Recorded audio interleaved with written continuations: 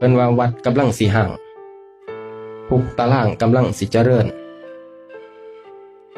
เสียงปืนกำลังสิท่วมท้นแต่ว่าเสียงสวดมนต์กำลังสิสูญสิ้นเลือดสินองแผ่นดินย้อนคนเฮาขาดศีลขาดธรรมมาสังเกตเบิ่งสมัยปัจจุบันนี้นี่แม่นคือคำเพิ่นว่าอีดีเพิ่นว่าวัดกำลังสิห่างปัจจุบันนี้บ่ว่าแต่กำลังห่างไปแล้วหลายวัดแล้วไม่ออกวัดแต่ละวัดในเขตเมืองโค้งเฮานี่ก็มีคือกันวัดห่างและในเขตแขวงอื่นเมืองอื่นเพิ่นก็มีวัดห่างคือกันบ่แม่นเฉพาะวัดแหล่งที่เป็นแหล่งพัฒนาคนก็ห่างไปเส้นโรงเรียนจังซี่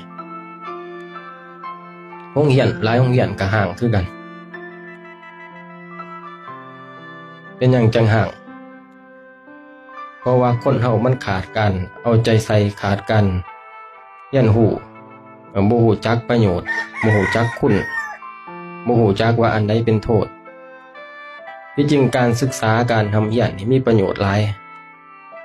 แต่ว่าเมื่อโลกมันพัฒนาไปไกลเด็กน้อยสมัยซุมื้อนี่ติดโทรศัพท์หลายบ่สนใจการเข้าโรงเรียน